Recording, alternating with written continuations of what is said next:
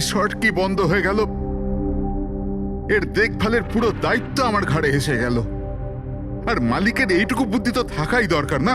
এত বড় রিসর্ট একলা মানুষ কি করে পরিষ্কার রাখবে? এই সুইমিং পুলটা একেবারে নোংরায় ভরে গেছে। যতই পরিষ্কার করো না কেন, দুদিন অন্তর ঠিক নোংরা হয়ে যায়, প্রতি দুদিন অন্তর। আরে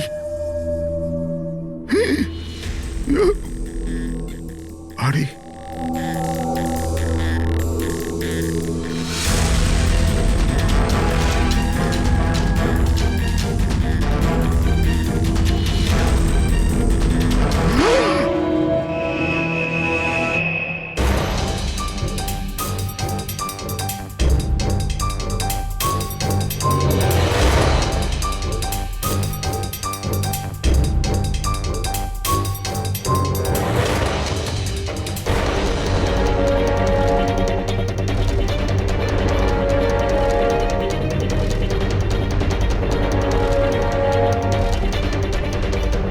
দেখো বাবলু, তুমি যদি কিছু না করে থাকো তাহলে ভয় পাওয়ার কোনো প্রয়োজন নেই। সিআইডি নির্দোষদের কখনো শাস্তি দেয় না, বুঝেছো? মনে হচ্ছে লাশ অনেকক্ষণ ধরে জলে আছে। হ্যাঁ দয়া, মনে হচ্ছে 12 ঘন্টার বেশি হবে।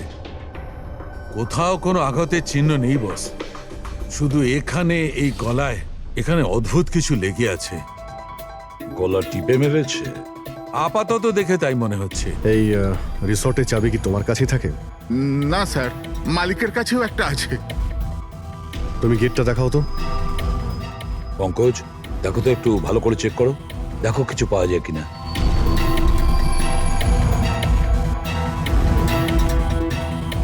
উল্টে দাও, উল্টে।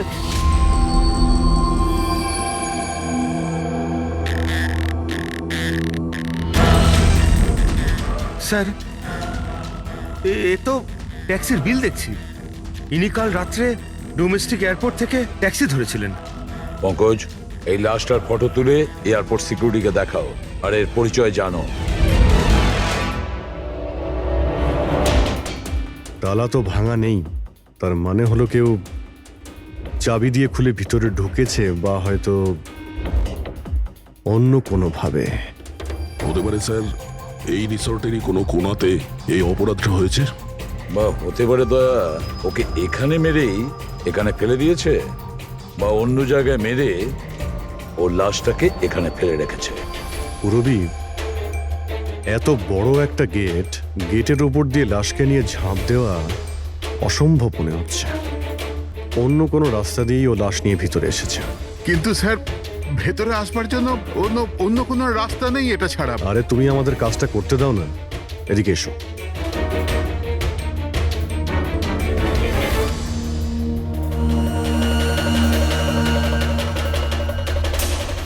এই দেখো পুরবী, এখানে দেওয়াল ভাঙা রয়েছে, নিশ্চয়ই এখান দিয়ে এসেছিল এই খুনি। তাহলে তো স্যার এখান থেকে কোনো সূত্র পাওয়া যেতে পারে।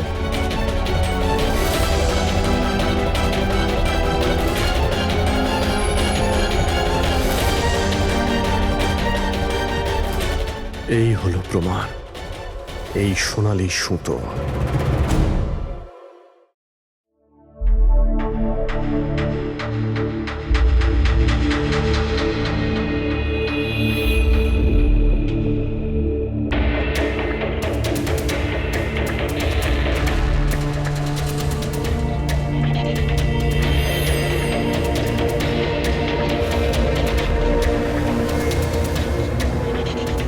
আশ্চর্য ব্যাপার, একটা অদ্ভুত জিনিস লেগে আছে এর গলার উপরে।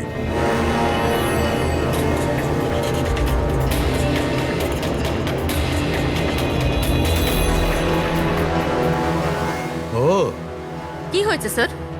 একটু শুঁকে দেখো এটা। মেহেন্দি? মেহেন্দি সারিকা, এর গলার উপর মেহেন্দির দাগ। সারিকা, এর মৃত্যু হয়েছে গলা টেপার কারণে। গলায় আছে মেহেন্দির চিহ্ন, তার মানে যে এর গলাটা টিপে ধরেছিল ওর হাতে মেহেন্দি লাগানো ছিল। আর খুনটা যে করেছে সে হয়তো কোনো মেয়ে, আর ও সেই সময় খুন করেছে যখন ওর হাতের মেহেন্দি ঠিক করে শুকোয়ও নি। রাইট। আজকাল এমনিতেও বিয়ের সিজন চলছে, হয়তো কোনো ফেস্টিভ্যাল, ফাংশন বা বিয়ে বাড়িতে গিয়েছিল। রাইট। এই জন্য অভিজিৎ ওখান থেকে সোনালি সুতো পেয়েছিল। হয়তো কোনো দামি ড্রেসে যেটা পরেও পার্টিতে যাচ্ছিল। তার মানে হচ্ছে এই সোনালি সুতো আর গলায় লেগে থাকে এই মেহেন্দি আমাদের খুনি পর্যন্ত পৌঁছে দেবে।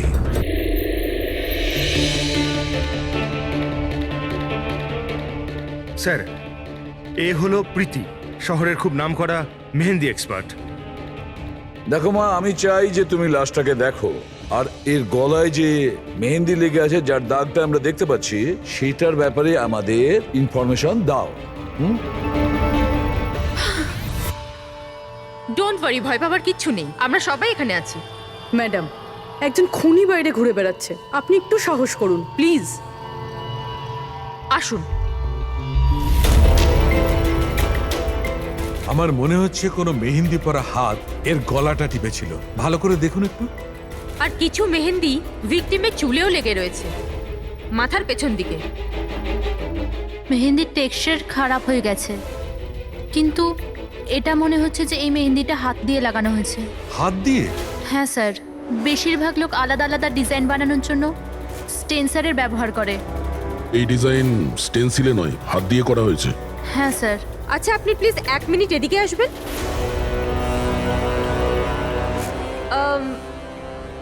আপনি এই মেহেন্দি সম্পর্কে আর কিছু বলতে পারবেন? মানে এটা কোন কোম্পানির, কতটা পুরনো, কোথা থেকে এসেছে, এনিথিং যা জানেন। স্যার, মেহেন্দির কালার, টেক্সচার আর স্মেল থেকে মনে হচ্ছে এই মেহেন্দিটা কোনো কমার্শিয়াল কোম্পানির নয়। এটা নিশ্চয়ই কেউ বাড়িতেই বানিয়েছে। তার মানে লোকেরা সাধারণত বাড়িতে তৈরি মেহেন্দি ব্যবহার করে, তাই তো? হ্যাঁ স্যার, কারণ ওটা কেমিক্যাল ফ্রি থাকে। আচ্ছা। এরকম তো শহরে অনেক লোকই আছে যারা বাড়িতে মেহেন্দি বানায়, তাই মেহেন্দির সাহায্যে তাকে ধরতে গেলে অনেকটা সময় লেগে যাবে স্যার। স্যার, হ্যাঁ স্যার, ভিক্টিমের ব্যাপারে জানতে পেরেছি। হ্যাঁ, একে? স্যার, ওর নাম দীপেন, দিল্লিতে থাকতো। আর আমি লোকাল পুলিশকে বলে দিয়েছি যে ওর বাড়ির লোককে যেন খবর দিয়ে দেয়। গুড। আচ্ছা প্রীতি, আরো একটু দেখুন যদি আমাদের কিছু বলা যায়।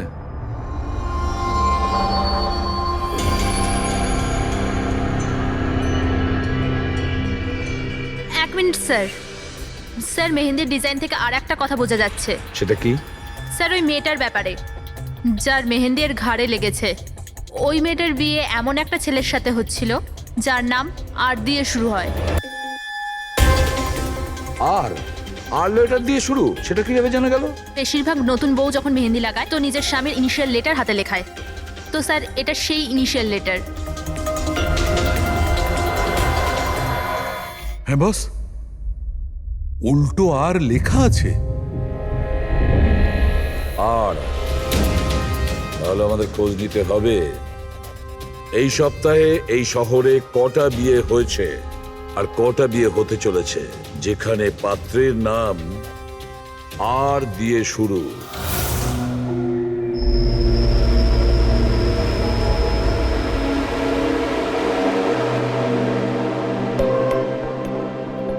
অদ্ভুত স্যার, এই মাসে 120 জনের বিয়ে, একই মাসে এতজনের বিয়ে। হ্যাঁ পঙ্কজ,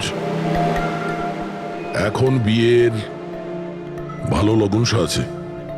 যদি তুমি বিয়ে করো তো সময়টা একদম ঠিক। আরে বিয়ে আর কি করে করবো স্যার? কি হলো, কজন পাত্রের নাম পেলে? হ্যাঁ স্যার, সব মিলিয়ে 12 জন আছে যেখানে পাত্রের নাম আর দিয়ে শুরু হয়। আচ্ছা, হ্যালো, হ্যাঁ হ্যাঁ হ্যাঁ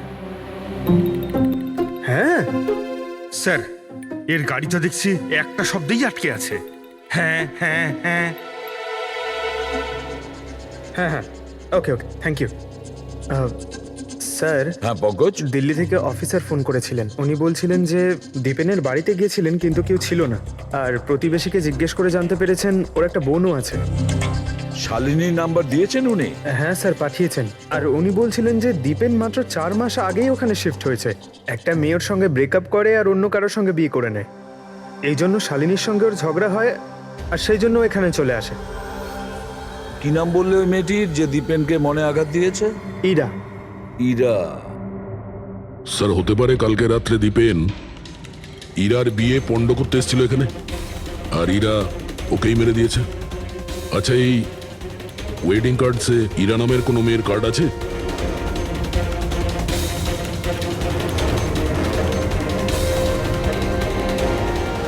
হ্যাঁ স্যার,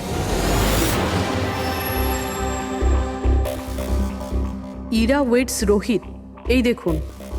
এই দেখো, ইরা ওয়েটস রোহিত, আর ওদের বিয়ে আজকেই। একটু ওই বিয়ে বাড়িতে গিয়ে দেখো কনের গায়ে মেহেন্দি কতটা রাঙিয়েছে। আপনারা সিআইডি থেকে এসেছেন তো যা খুশি তাই করবেন। আইনের নামে কারুর বিয়ে আটকাবার অধিকার কে দিয়েছে আপনাদের? না না, আমরা এখানে কারো বিয়ে থামাতে আসিনি। আমরা এখানে এসেছি তদন্ত করার জন্য।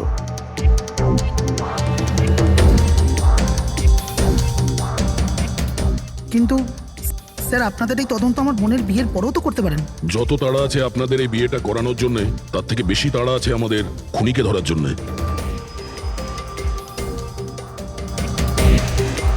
একে চেনেন আপনারা?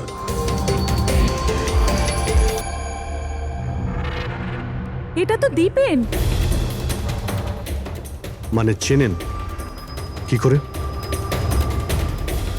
স্যার, অ্যাকচুয়ালি ওই দীপেন আমার বোনকে ভালোবাসতো, কিন্তু কিছুদিন আগে ওদের ব্রেকআপ হয়ে যায়।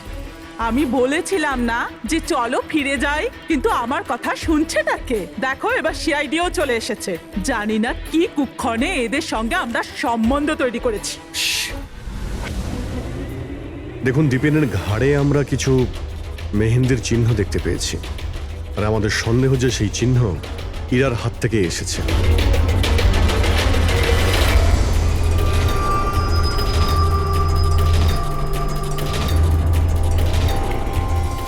পুরবি একবার দেখে নাও তো। ইরা, একবার একটু ওঠো তো। ম্যাডাম, কি করছেন আপনি? এখনো তোমার বউ নয়, ও এখন একজন সাসপেক্ট। আমাদের সন্দেহের তালিকায় আছে। আমাদের সন্দেহ যে দীপেনকে খুন করেছে। ইরা এসব কি বলছে? মানে কি? তোমার হাতটা দেখাও।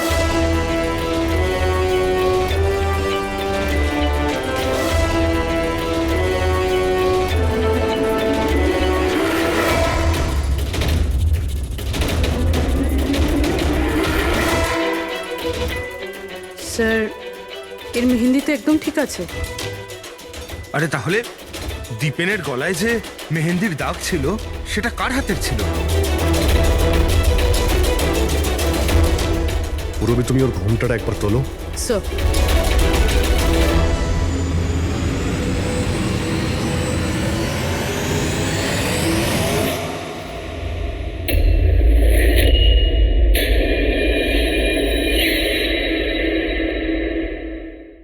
অমৃতা, তুমি এই মণ্ডপে কি করছো? আর আমার মেয়ে ইরা কোথায় বলো? অমৃতা? এ কে? এ আমার মেয়ের বন্ধু হয়। ও, মণ্ডপ থেকে তাহলে কোণে উধাও, আর কোণের জায়গাতে তার বান্ধবী বিয়ে করছে। এসব কি হচ্ছে এখানে? হ্যাঁ স্যার, ওই আসলে কাল রাতে। আরে ফ্লার্ট কে করছে রে ভাই? আমি তো তোমার প্রশংসা করছি। আচ্ছা তাই নাকি? প্রশংসা করছো? হ্যাঁ, তুমিও না একদম পাল্টাবে না।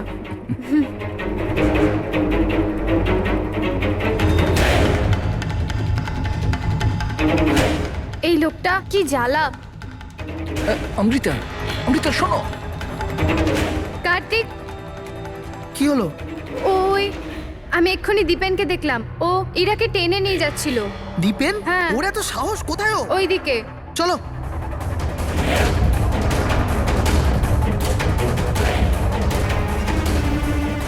কোথায় গেল এরা দুজন? কি জানি।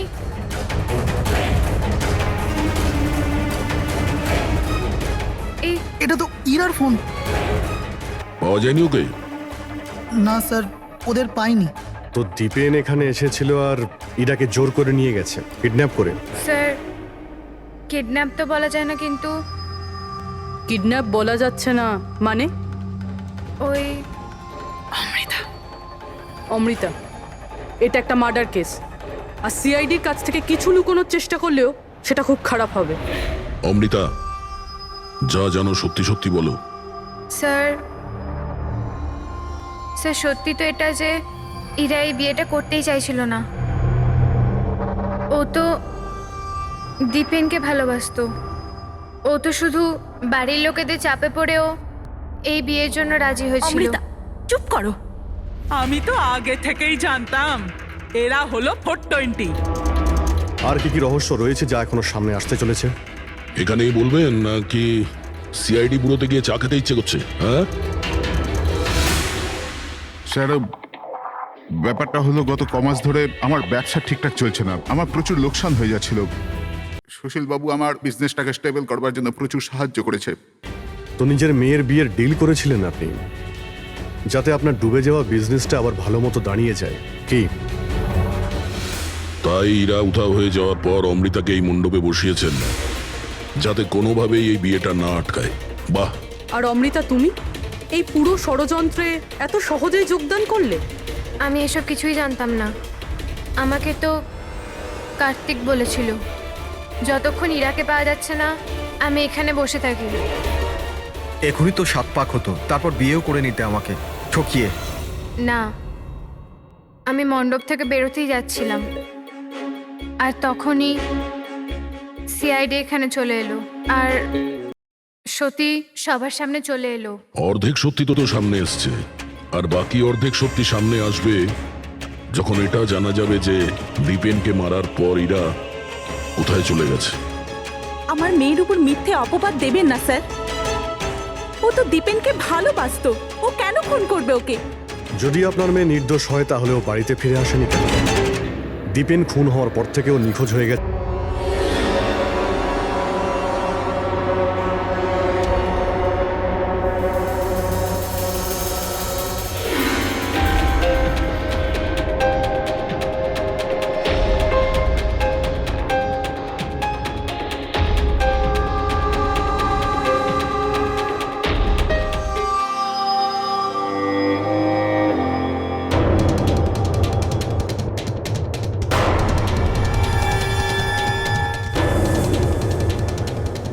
তালা?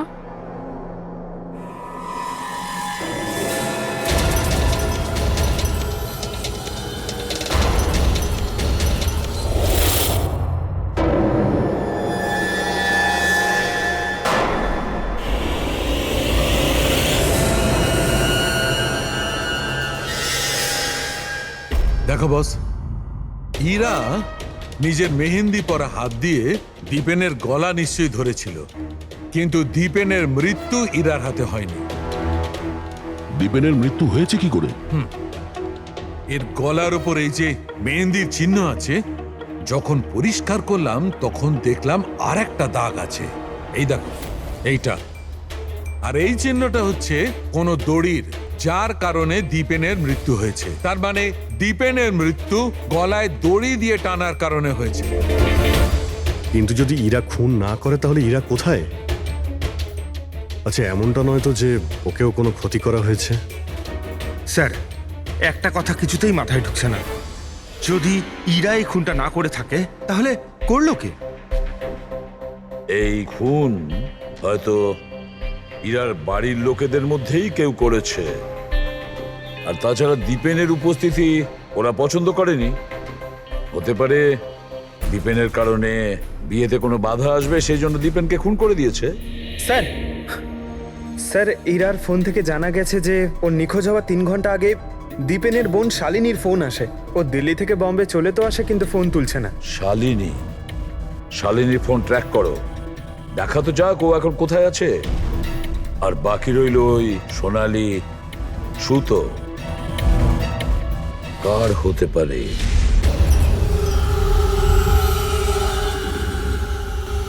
আমাকে আপনারা বলবেন এসবের মানেটা কি? আর আপনারা এই মেহেন্দি অনুষ্ঠানের জামা কাপড়গুলো এনেছেন কেন? দেখুন, আমরা কিছু সোনালি সুতো পেয়েছি ক্রাইম সিন থেকে। আর ওই সোনালি রঙের সুতো যার কাপড়ের সঙ্গে ম্যাচ হয়ে যাবে, খুনি সেই। ইরাকে সন্দেহ করছিলেন, কি ওই সন্দেহ দূর হয়ে গেছে? হ্যাঁ, আপাতত তো ধরে নিন যে ওই সন্দেহটা দূর হয়ে গেছে, কারণ দীপেনের মৃত্যু দড়ি দিয়ে শ্বাসরোধ করে হয়েছে, ওই মেহেন্দি লাগানো হাতে নয়। তার মানে আপনাদের এটা মনে হচ্ছে যে খুনি আমাদের মধ্যে থেকে কেউ বোধহয় করেছে? কারেক্ট। এখন শুধু সেটাই দেখতে হবে যে ওই সোনালি রঙের সুতো কার কাপড়ের সঙ্গে ম্যাচ করে। আশ্চর্য, রেশমের ছোট ছোট টুকরো থেকে আপনারা এত বড় একটা সিদ্ধান্ত নেবেন। জানি না ওই টুকরোটা ম্যাচ করবে কিনা। অদ্ভুত কথা তো আপনি বলছেন রাজন বাবু। আপনার হঠাৎ খুব অসুবিধা হচ্ছে? উল্টে আপনার খুশি হওয়ার কথা যে আমরা আপনার মেয়েকে এবারে সন্দেহ করিনি।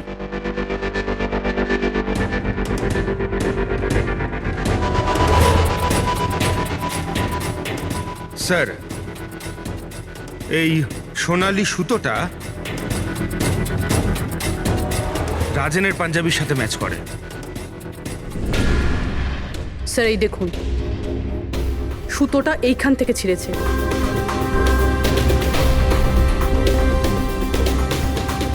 আমি বলছি আপনাদের, ওই রাতে আমি দেখেছিলাম দীপেন আর ইরাকে একসাথে। তুমি কেন বুঝতে পারছো না? আমি তোমাকে ছেড়ে বাঁচতে পারবো না আমি বাঁচতে। আর তুমি আমাকে ছাড়া অন্য কাউকে কি করে বিয়ে করছো? যখন আমি নিচে পৌঁছলাম তো ওরা দুজন চলে গিয়েছিল, আর দীপেনের ঠিকানা ইরার পুরনো চিঠি থেকে আমি পেলাম। তারপরে আমরা ওর পুরনো বাড়িতে গেলাম।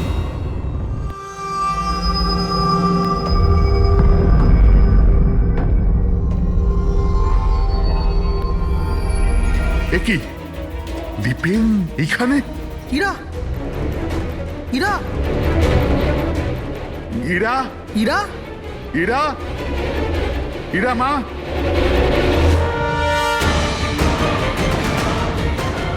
বাবা, এই দেখো, দীপেন ওর ফোনে ওর মৃত্যুর কারণ লিখেছে। কি লিখেছে এখানে? ইরা কে ছাড়া না আমার জীবনের কোনো মানে আছে না লক্ষ্য। এরা আমার যদি না হয় কারোর হবে না। বিদায়। ও যদি আমার না হয় তাহলে কারোরই হবে না। আচ্ছা, এমনটা নয় তো যে দীপেন মারা যাওয়ার আগে ইরাকে কোনো ক্ষতি করে দিয়েছে?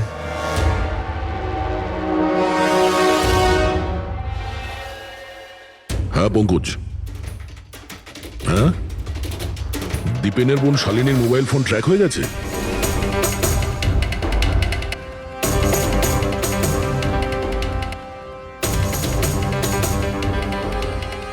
শালিনীর মোবাইল ফোনের নেটওয়ার্ক অনুযায়ী ও তো সকালেই এসে গেছে এখানে। হ্যাঁ, কিন্তু আমাদের ফোন তুলছে না কেন?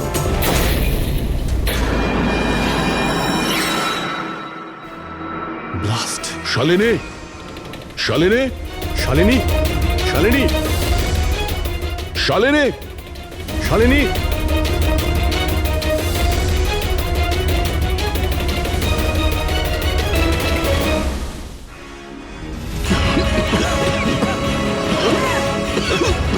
শালিনী, শালিনী!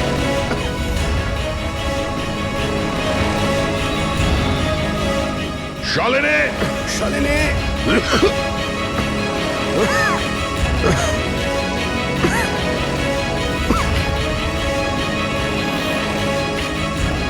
অভিজিৎ,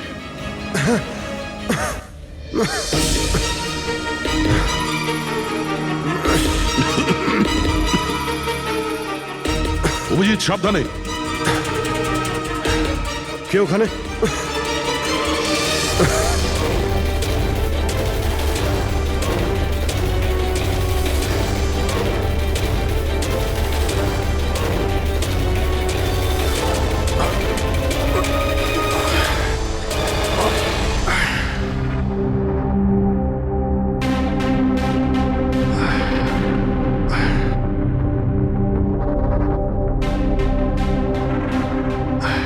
হ্যাঁ অভিজিৎ, এবার চোখ ঠিক আছে? হ্যাঁ স্যার, ঠিক আছে। এটা তো ভালো হয়েছে স্যার আমরা ওই বিষাক্ত গ্যাসে বেশিক্ষণ থাকিনি। কিন্তু স্যার, শালিনী আর ইরার অবস্থা খুব একটা ভালো নয়। ডক্টর ওদের দেখছে। কোন বিষাক্ত গ্যাস ছিল ওখানে? স্যার সেটা তো জানি না, কিন্তু আমার মনে হচ্ছে টাইম স্মোক বোম ছিল ওখানে। এই দীপেন স্যার পুরো প্ল্যান করে রেখেছিল। আত্মহত্যার পরে ও ইরাকে ওর রাস্তা থেকে সরাতে চেয়েছিল। হ্যাঁ স্যার, ও তো সুইসাইড নোটে লিখেও ছিল যে ইরা যদি ওর না হয় কারোর হবে না। স্যার হ্যাঁ ডক্টর, ইরা কেমন আছে? স্যার ও এখন আউট অফ ডেঞ্জার, কিন্তু ওর এখনো জ্ঞান ফেরেনি। আচ্ছা, আর Shalini? I am sorry sir, আমরা ওকে বাঁচাতে পারিনি।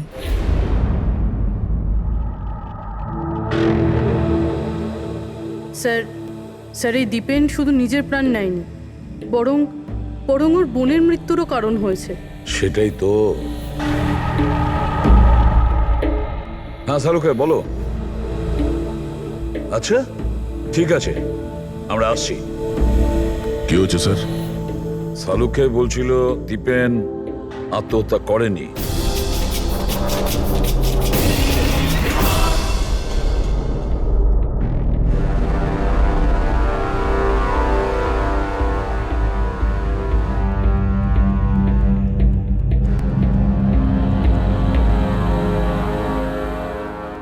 আরে বলে ফেলো না শালুকে, একবার ফাইনালি বলে দাও, দীপেন আত্মহত্যা করেছে নাকি ওকে খুন করা হয়েছে?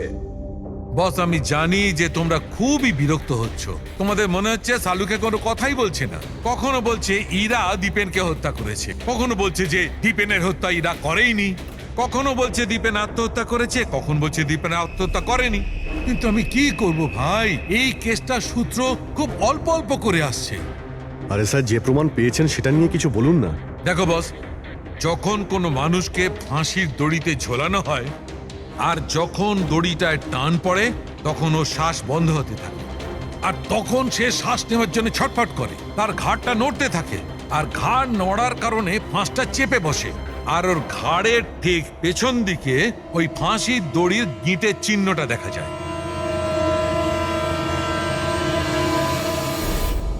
হ্যাঁ স্যার, দাগ তো আছে। আর স্যার এর ঘাটটা এইভাবে হেলে রয়েছে কেন? এটা কিসের জন্য? হ্যাঁ, এর ঘাড়টা হেলে আছে কারণ এ আগেই মারা গেছে। যদি একজন মৃত ব্যক্তিতে ফাঁসিতে ঝুলিয়ে দেওয়া হয় তবে ও শ্বাস নেওয়ার জন্য ছটফট করবে না, আর সেই জন্যে ওর ঘাড়ের পেছনে গিঁটের চিহ্নটা পাওয়া যাবে না। না, এর পিছনে তো কোনো চিহ্ন নেই। কারণ ঘাড়টা গিঁটের সংস্পর্শে আসেনি। তুমি নতুন কি আর বললে? আমরা কি এগুলো জানি না? দেখো শালুকে, তুমি শুধু এটা বলো, দীপেনের ঘাড়ের পিছনে ফাঁসির দড়ির গিঁট আছে, হ্যাঁ কিংবা না? দীপেনের ঘাড়ের পেছনে দড়ির গিঁটের চিহ্ন নেই। এসো আমি দেখাচ্ছি। এই দেখো বস, দীপেনের ঘাড়ের ওপর কোনো চিহ্ন নেই। ও, তার মানে খুনি আমাদের ভুল বোঝাচ্ছিল। আগে থেকেই মরে যাওয়া লোককে ঝুলিয়ে দিয়েছে যাতে মনে হয় আমাদের সুইসাইড করেছে। অনেক লম্বা প্ল্যানিং করেছিল। এমন কেউ রয়েছে যে দীপেন আর ইরা দুজনকেই মারতে চেয়েছিল। আর ওই সুইসাইড নোট, সেটাও খুনি লিখেছে। হ্যাঁ স্যার, দীপেনের সুইসাইড নোট দীপেন নিজে লেখেনি। আমি এই মেসেজের অ্যানালাইসিস করিয়েছি একজন লিঙ্গুইস্টিক এক্সপার্টকে দিয়ে। ডক্টর সারিকা, এই লিঙ্গুইস্টিক এক্সপার্ট কি হয়? স্টাইলোমেট্রি নামের একটা শিল্প হয়।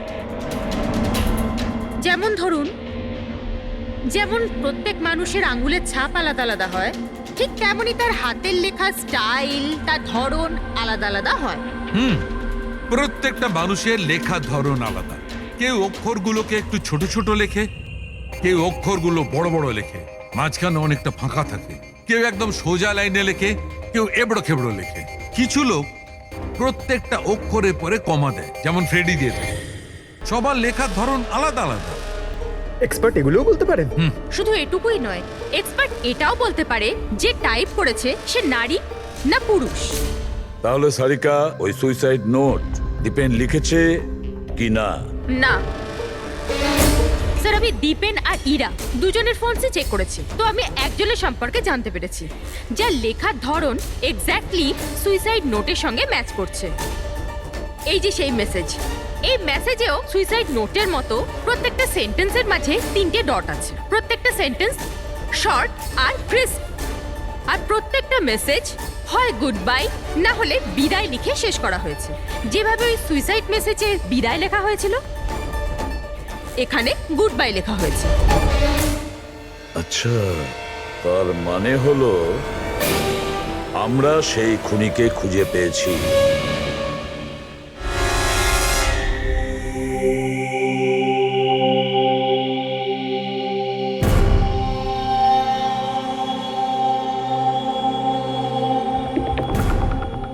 আমায় হুমকি দিচ্ছি, কি করবি তুই?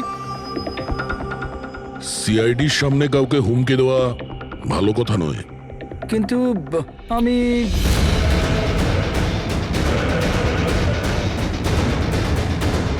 এই দাঁড়া, আরে আরে আরে ললিত বাবু কোথায় পালাচ্ছেন? এটা তো বলে যান যে দীপেনকে খুন করতে গেলেন কেন? এটা এটা আপনি কি বলছেন? আমি আমি কাউকে মারিনি। আচ্ছা সত্যি কথা বলবি নাকি? বলবি নাকি মাথাটা ঢুকে দেবো নিচে? আমি মেরেছি, প্লিজ প্লিজ আমাকে নিচে নামো, আমাকে নিচে নামো। চল, এক তো তুই দীপেনকে খুন করেছিস আর তার উপরে এটা দেখাতে চেয়েছিস যে ও সুইসাইড করেছে। হ্যাঁ, ইনফ্যাক্ট আমি ওর সুইসাইড নোটটা লিখেছিলাম, কিন্তু কিন্তু কি? কিন্তু এগুলো আমি আমার নিজের জন্য করিনি, অন্য কারোর বলাতে করেছিলাম। কার কথায়? ডাক্তারবাবু, আমার মেয়ের জ্ঞান কখন ফিরবে? ভয় পাওয়ার কিছু নেই, খুব তাড়াতাড়ি জ্ঞান ফিরে যাবে।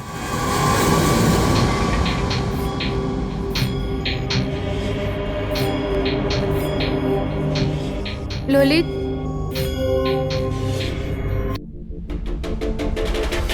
তোমার হাতে হাত করা কেন লাগানো আছে? আসামির হাতে হাত করা থাকবে না তো কি থাকবে বলুন তো? অপরাধী? হ্যাঁ, এই অপরাধী নিজের অপরাধ স্বীকার করেছে ললিত। দীপেনকে এই মেরেছে।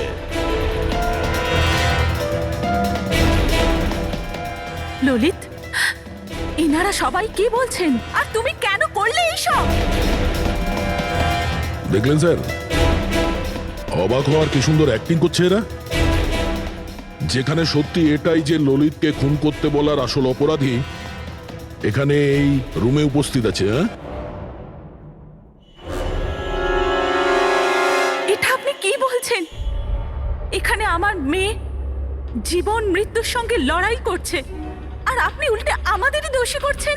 না, এই জীবন আর মৃত্যুর মাঝখানে ঝুলছে না, এ সত্যি আর মিথ্যের মধ্যে ঝুলছে। ও জ্ঞান হারায়নি, সব ড্রামা করছে। কি?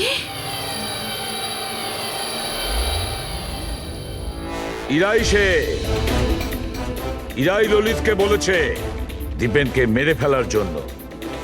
এই কি সব কথা বলছেন আপনারা? অবস্থা দেখুন এর।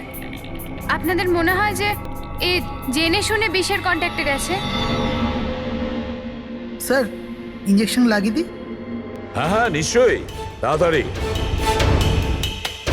এটা কিসের ইঞ্জেকশন লাগাচ্ছেন আপনারা? সত্যি কথা বলার, এই ইনজেকশনে একটা কেমিক্যাল আছে যেটা শরীরে যেতেই মানুষ সত্যি কথা বলতে শুরু করে।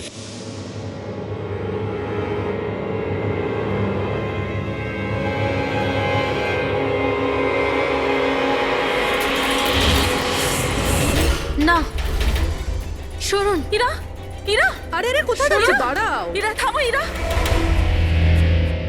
এর মানে হলো যে সিআইডিরা ঠিক কথা বলছেন। আর মিথ্যে বলে কোনো লাভ নেই। এই ললিত তোমার মুখোশ খুলে দিয়েছে। এটা কি করলে ললিত? নিজে ফাঁসছিলে তার সাথে সাথে আমাকেও ফাঁসিয়ে দিলে। এরা এই প্রতিজ্ঞাটাই তো আমরা করেছিলাম ভালোবেসে, যে আমরা একসাথে বাঁচবো আর একসাথে মরবো। কি তোমরা দুজন একে অপরকে ভালোবাসো? এসব কবে? ইরা, তুই তো দীপেনকে ভালোবাসিস। হ্যাঁ, ও চাইতো, কিন্তু হঠাৎ করে ললিতকে ভালোবেসে ফেলে। আর এই সব কিছু করেছে ও নিজের বিয়ে ভাঙার জন্য। কিন্তু ভাগ্যক্রমে ইরার কাছে শালিনীর কল আসে যে দীপেন ইরার বিয়ে আটকাতে এসছে। আর ইরা খুব বড় প্ল্যান করেছিল। দীপেনের কাঁধে বন্দুক রেখে ও গুলি চালাতে চেয়েছিল। আর আমরা ভেবেছিলাম যে প্রথমে আমরা দীপেনকে মেরে দেবো।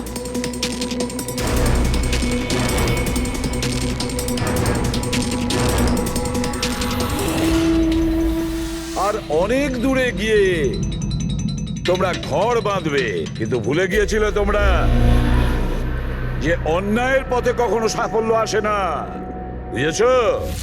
আমাদের প্ল্যান একদম ঠিকঠাক চলছিল, কিন্তু বাবা আর কার্তিক এসে আমাদের প্ল্যানে জল ঢেলে দিল।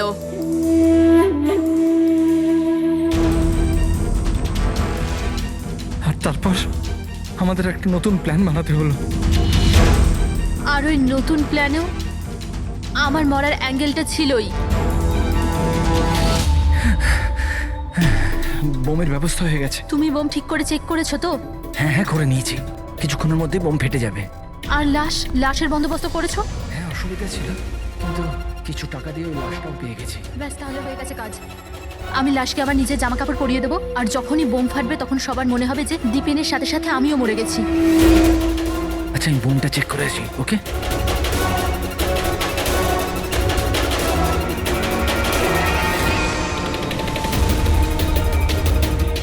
শালিনী,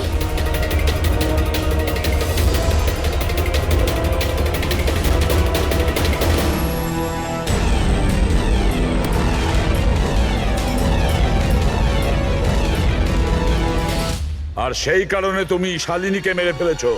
তো আর কি করতাম? সব দেখে নিয়েছিল, কোনো উপায় ছিল না। কিন্তু একটা কথা বোঝা গেল না, যে ওই বিষাক্ত গ্যাস ব্যবহার করেছিলে কেন? বিষাক্ত গ্যাস দিয়ে তো মুখ বদলে যাবে না ওই মর্গের মৃত লাশটার? হ্যাঁ, তাহলে তুমি এটা কি করে ভাবলে যে আমরা ওটাকে তোমার লাশ ভাববো? আমরা বিষাক্ত গ্যাস ব্যবহার করতে চাইনি। আমরা ওই বাড়িটাকে বোম দিয়ে ওড়াতে চেয়েছিলাম, কিন্তু এই ললিত ভুল করে কি বোম নিয়ে এসেছিল যেটা ফাটলই না, ফুস হয়ে গেল। আর এর আগে আমরা আরেকটা বোমের ব্যবস্থা করতাম, আপনাদের গাড়ি আসার আওয়াজ আমরা শুনতে পেলাম। তখন আমাদের প্ল্যানটা চেঞ্জ করতে হলো। আর ও আমাকে ওখানেই বেঁধে চলে গেল, যাতে সবার মনে হয় যে অপরাধ আমি করিনি, আমার সাথেই হয়েছে। আর তারপর আমি বাড়ির অন্য একটা দিকে গিয়ে লুকিয়ে পড়লাম, যেখানে কোনো গ্যাস ছিল না। আর তারপর আমি ওখান থেকে প্রাণ বাঁচিয়ে পালালাম।